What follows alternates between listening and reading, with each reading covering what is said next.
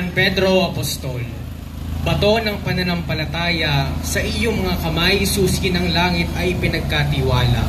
Kung dati pang isda ang kinabubuhay, kay Kristo tayo mga isda ay kanyang inaakay.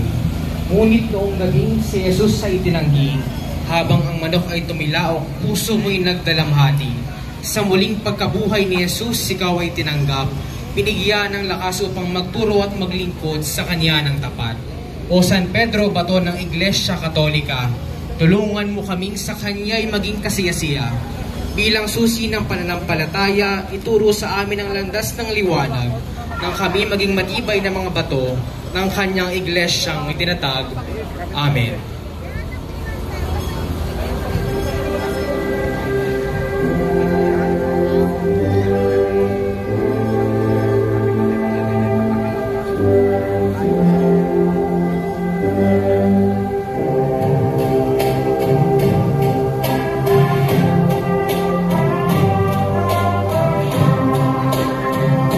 Kasalan sa Kana. Si Jesus ay nasa bayan ng Kanaan sa Galilea upang dumalo sa isang kasalan. Lumapit ang mga alipin kay Maria sapagkat ang bagong kasal ay naubusan ng alak. Lumapit naman si Maria kay Jesus, ngunit ang kanyang sinabi, "Babae, hindi pa ito ang aking oras." Subalit sinabi ni Maria sa mga alipin, "Sundin ninyo ang anumang kanyang iutos." Pinakuha ni Jesus ang mga alipin ng 3 sisidlang may tubig. Ang matagumpay na pagpasok ni Jesus sa Jerusalem. Nang mabalitaan ng mga tao na si Jesus ay magtutungo sa Jerusalem, sila ay kumuha ng mga panapa ng palmera at lumabas ng lungsod upang salubungin siya ng pagkakuha. Siya ay sumigaw, "Purihin ang Diyos! Pinagpala ang dumating sa ngalan ng Panginoon. Purihin ang Hari ng Israel."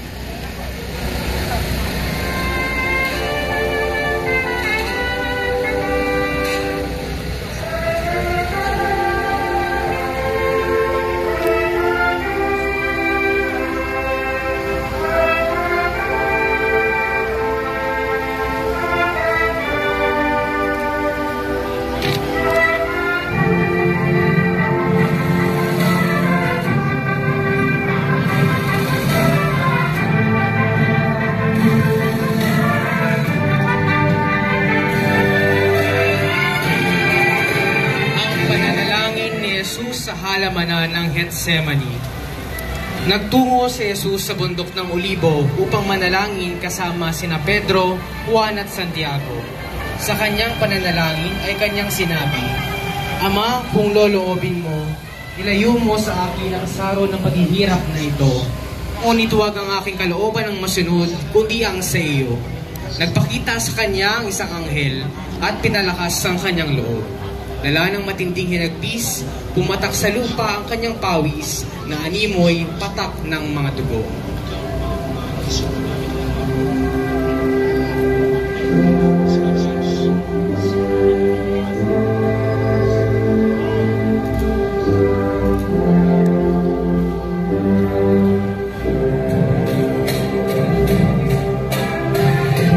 Si Jesus ay pinagkanulo ni Judas Iscariote. Dumating sa halamanan si Judas Iscariote kasama ng mga bantay ng templo na may mga daladalang tabak at pamalo. Nilapitan ni Judas si Jesus upang halikan. Ang halik na tanda upang dampuin si Jesus. Nang makita ito ng mga bantay, agad nilang sinunggaban si Jesus at iginapos upang dalhin sa tahanan ng punong saserdote.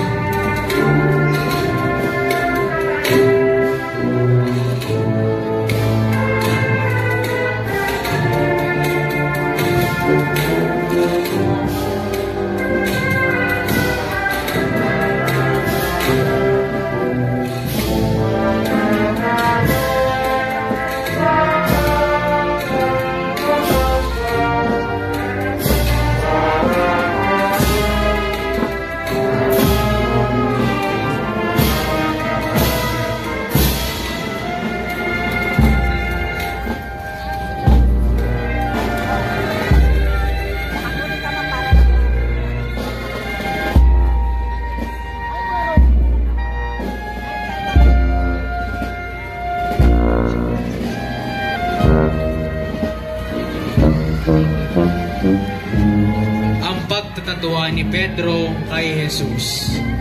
Si Pedro ay nakaupo noon sa patio nang nilapitan siya ng isang utosang babae at tinanong, "Kasamahan ka rin ni Jesus na taga Galilea, hindi ba?" Kung kilala ang taong iyon. Lumapit kay Pedro ang mga naroon at sinabi, "Isa ka nga sa mga tauhan niya. Nahalata ka sa punto ng iyong pagsasalita." Sumagot si Pedro, "Parusahan nawa ako ng Diyos kung nagsisinungaling ako. Hindi ko kilala ang taong iyan." Pagkasabi nito, tumilaw ang manok. Naalala ni Pedro ang sinabi ni Jesus, "Bago tumilaw ang manok, 3 beses mo ako ikakaila." Lumabas siya at tumangis ng buong kapahiran.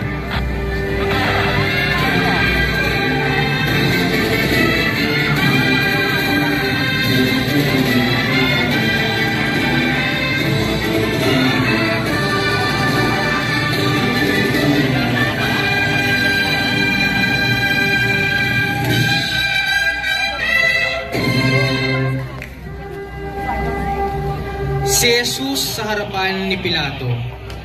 Dinala nila si Jesus kay Pilato at sinimulan nila siyang paratangan. Sinabi nila, "Nasumpungan namin na inililigaw ng taong ito ang bayan at ipinagbabawal ang pagbayad ng buwis kay Cesar. Sinasabi niya na siya ang Mesiyas na isang hari." Tinanong niya si Jesus, "Ikaw ba ang hari ng mga Hudyo?" "Tama ang iyong sinabi," tugon niya. Sinabi ni Pilato sa kanila na wala siyang nakikitang dahilan upang paratangan si Jesus. Ngunit sila ay nagpigilit at sinabi, "Inutukan niyang magkagulo ang mga tao. Ginagawa niya ito sa pamamagitan ng pagkukulong sa Galilea mula sa Galilea ang ito." Nang malaman ni Pilato na si Jesus ay taga-Galilea, ay pinadala niya ito kay Herodes na noon ay nasa Jerusalem.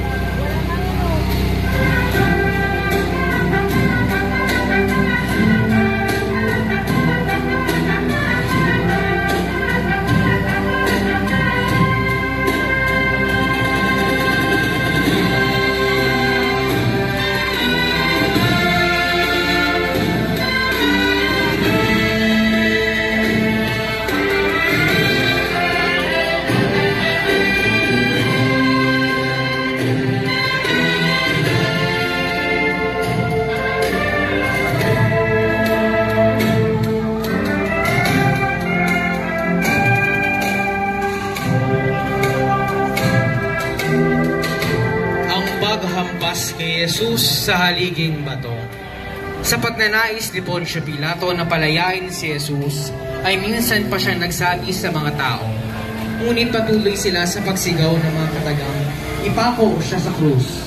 Uling sinabi ni Pilato na wala siyang makitang sala kay Jesus, dahilan upang siya ay ipako sa krus. Kaya't ipinag-utos niya na si Jesus ay ipagupit upang maibsan ang galit ng mga tao.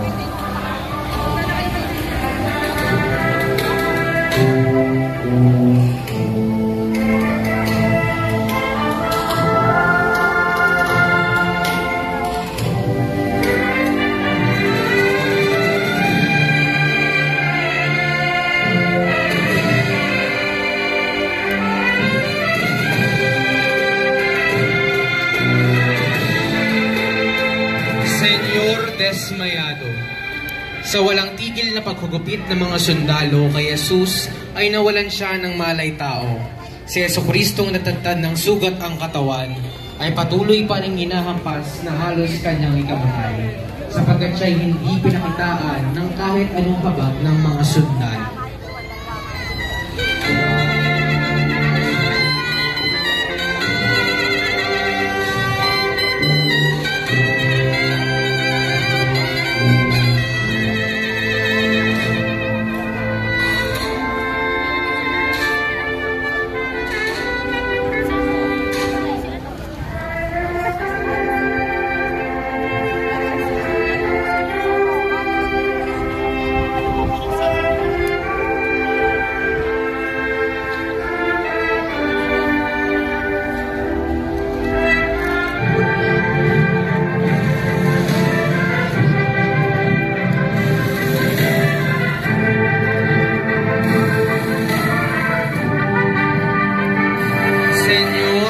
pasensya.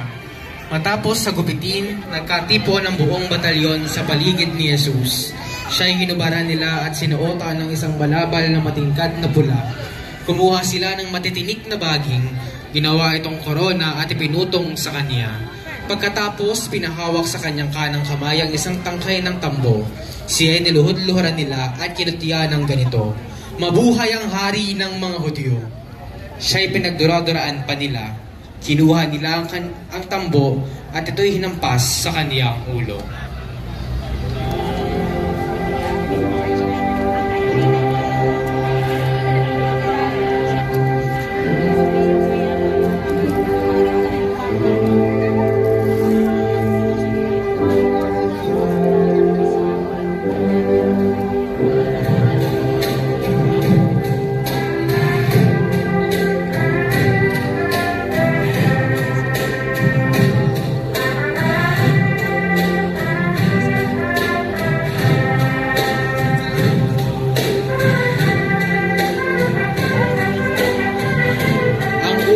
Pagkadapa ni Jesus. Natisod ang paa ni Jesus sa isang nakalitaw na bato sa daan, dahilan upang siya ay madapa. Lubos siyang nadaganan ng krus at agad siyang nilalahubong ng mga kawan, kasabay ang paglapat sa kanya ng mga latiko. Dahan-dahang tumayo si Jesus at muling pinasan ang krus.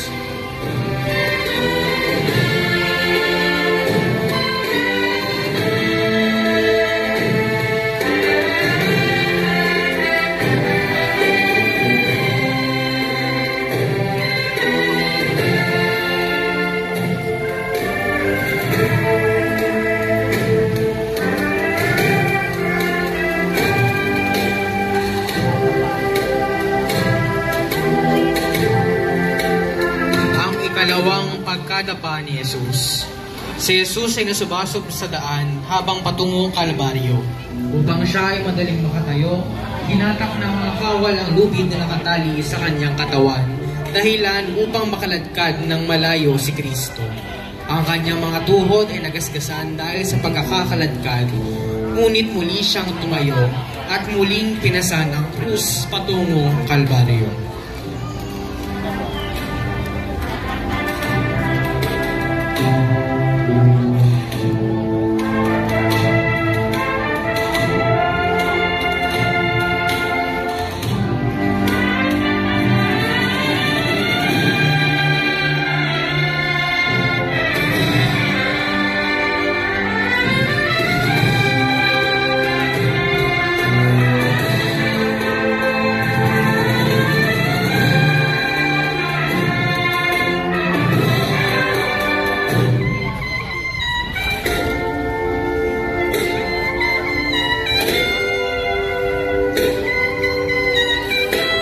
Paghuhubad sa tunika ni Jesus. Pagkarating sa tuktok ng Golgota ay hinablot ng mga kawal ang punit-punit at maruming damit ni Jesus bago ipako sa krus. Natanghal ang kanyang butaw at tubo ang katawan sa harap ng maraming tao. Pinagsapalaran nila ang tunika ni Jesus at hinati mula itaas hanggang ibaba na siyang katuparan ng propesiya.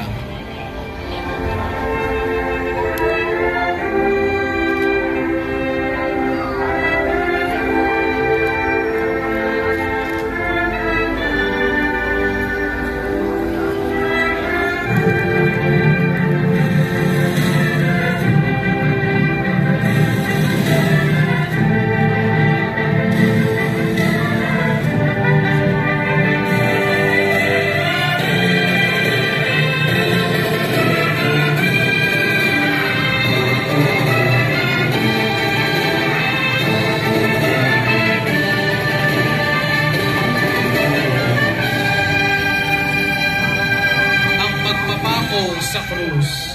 Pagdating nila sa lugar na tinatawag na Golgota na ang kahulugan ay puok ng buo, si Jesus ay ibinako sa krus ng mga sundalo. Ibinako siya sa gitna ng dalawang salarin, isa sa kanan at isa sa kaliwa.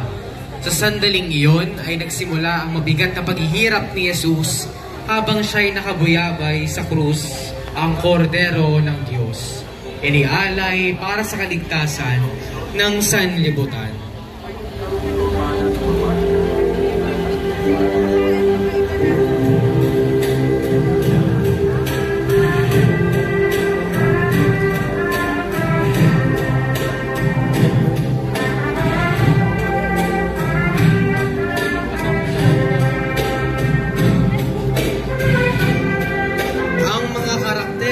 Pagpapakasakit ni Kristo. Ang magkakapatid ng Betanya. Sa nayo ng Betanya sa lilim ng araw, tatlong magkakapatid sa Diyos ay matibay ang dangal. Si Maria, pusong mapagmasid, tahimik ang landas. Sa paanan ng Panginoon, salita'y kanyang gintot lakas. Si Martang abala sa paglilingkod, na kamay ay di mapalagay. Pagmamahal sa gaway wagas at ang puso'y laging handang mag-alay. At si Lazaro, kaibigan ni Jesus na tinawag mula sa dilim, sa kanyang pagkabuhay, pag-ibig ng Diyos ay lalong nasilyo. O banal na magkakapatid, kaibigan ni Kristo, sa inyong tahanan si Jesus ay dumulog at tumuloy. Naway sa aming puso'y ganoon din siyang makapiling sa paglilingkod, pakikinig, at muling pagkabuhay na taimtim.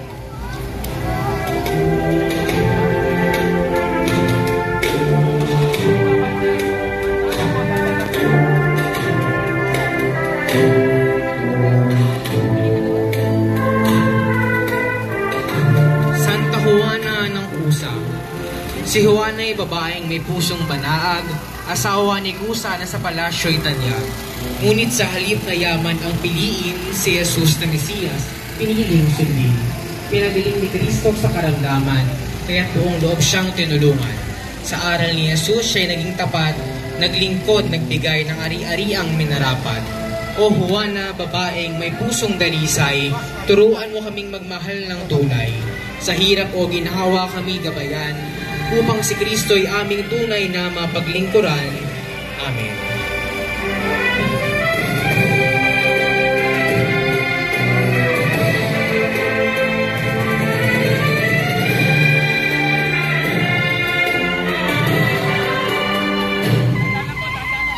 Santa Veronica, babae ng habag sa landas ni Jesus, ikaw ay naglakas loob at lumapit agad. Sa kanya mukha sugat ay bakas, pinunasan mo ng birang tanda ng pag-ibig mong wagas. Hindi ka nangamba sa pulutong o galit, sa gitna ng dusa paglingap mo ay hitik. At sa iyong birang mukha niya'y nasalo, larawan ng awa sa puso'y sumilong. O Veronica, huwaran ng tapang at lambing, turuan mo kaming magmahal kahit may pagdaing. Sa mukha ng kapwa makita nawa ang mukha ni Kristo, pag-asa at biyaya. Amen.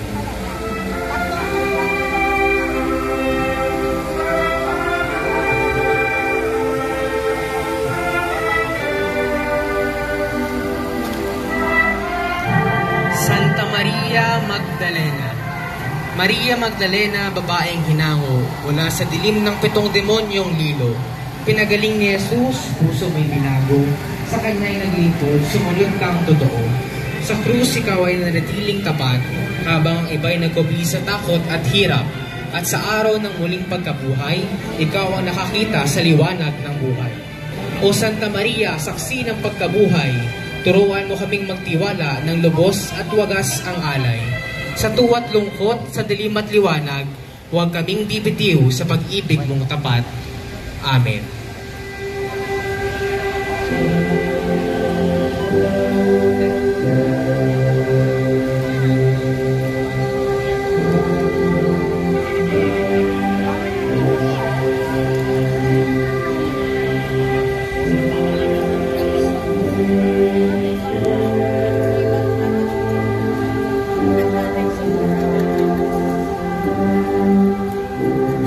San Juan Evangelista. San Juan Apostol, alagad ng minamahal, sa dibdib ni Jesus, ikaw ay pumayapat, tumalima ng banal.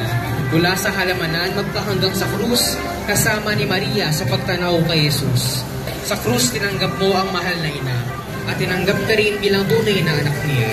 Sa libingan, tumakbo ang may pusong sabik, at nakita mong totoo ang muling pagkabuhay na kay tamis. O San Juan, saksi ng liwanag at pag-ibig, gabayan mo kami sa landas na matuwid. Ituro sa amin ang puso ng Panginoon upang magmahal kami ng may buong dedikasyon. Amen.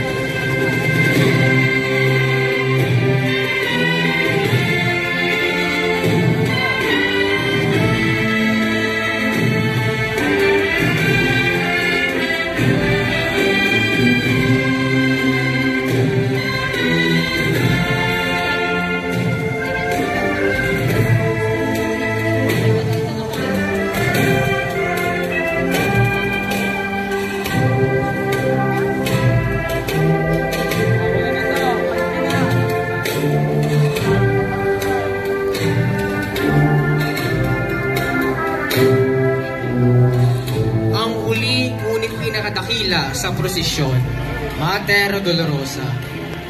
O Maria, inang nagdurusa't umiibig, sa paanan ng krus, puso mo'y lumilibig. Habang si Jesus ay sugatan at nagdurugo, tahimik kang tumayo, may bunyal sa puso. Sa iyong matay nakita ang anak mong mahal, tinanggihang parang salarin, pinako sa dangal. Ngunit hindi ka tumalikod, hindi ka tumakas. Sa hirap ng anak, ikaw ay naging lakas. Buhay na ng awa sa dusay kabahagi. Sa puso mong sugatan, kami nagsasanggalang lagi. Turuan mo kaming magmahal kahit masakit.